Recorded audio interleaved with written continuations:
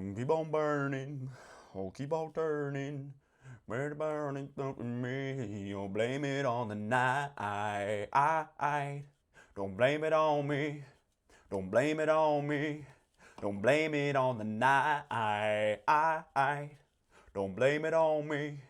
Don't blame it on me. Don't blame it on me. All right, trade recap. We just uploaded the live trading video. I think I'm gonna do both. Just get some more content out there for you guys, just for funsies. But we're gonna do trade recap as well as live trading. So if you want to see me take this live, you can go check that out in the last video that I just uploaded.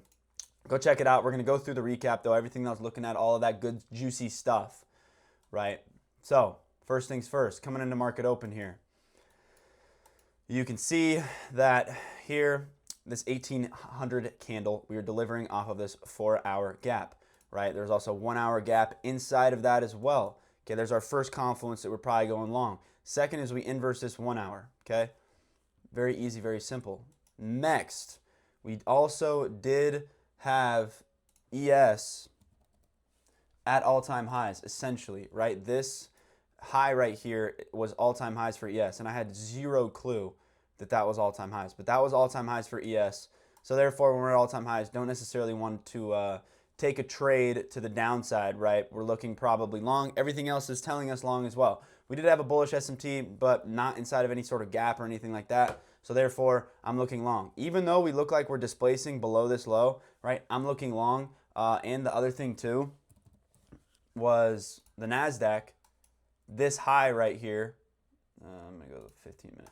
This high right here was inside of a new week opening gap from like 2 weeks ago, or maybe 3 weeks ago. I don't know, but it was from this gap. This is a new week opening gap here. So swept a high inside of a gap. Therefore, I'm thinking, okay, we're probably going short, right? And we had bearish S&T too, like all this stuff.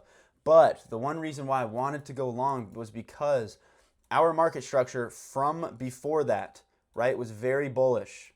Okay, we were bullish, as you can see, higher highs, higher lows, right?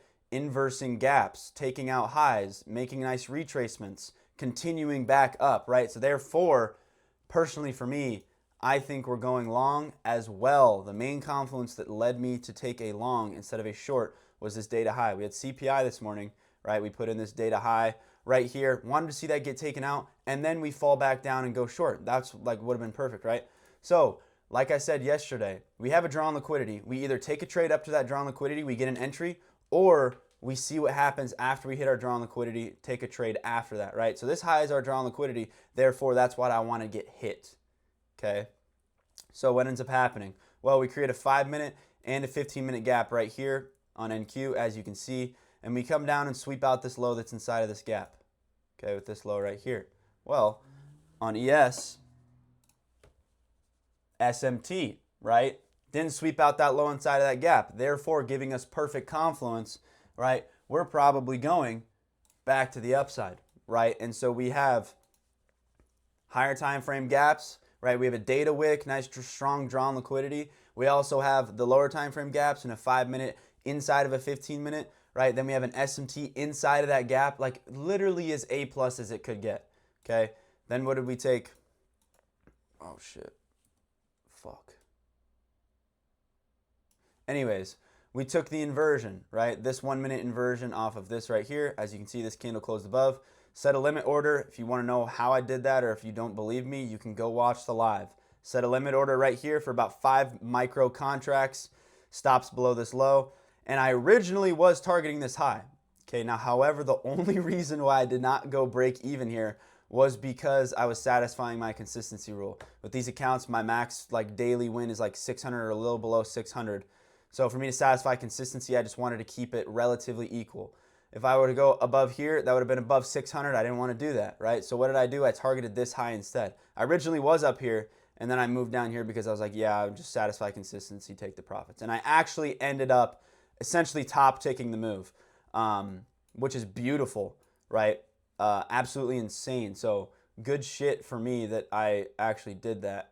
But yeah, and then I mean after that, obviously you can see break even. We went break even at this high right here, then smoked TP before going back down. $570 across all 3 accounts for the pocket watchers. We are now up $1,800 in the month of January and $3,500 this week. Very unfortunate we had these 2 red days. Could have been a really good start to January. These definitely could have been avoided, but it's all right, right? We're bouncing back and we're continuing to push stronger. So that being said, that was a trade from today. Going to keep it super short and sweet just because I posted live trading, right? So this is just very, very short, simple version of the trade that I took. Very quick and easy, just in case you guys wanted a little extra confidence, but I described it pretty well in the video. So with that being said, that was the trade. And once again, if I trade tomorrow, see you guys tomorrow. If I don't trade tomorrow, you won't see me. But it's going to be it. Catch you boys later. Peace out.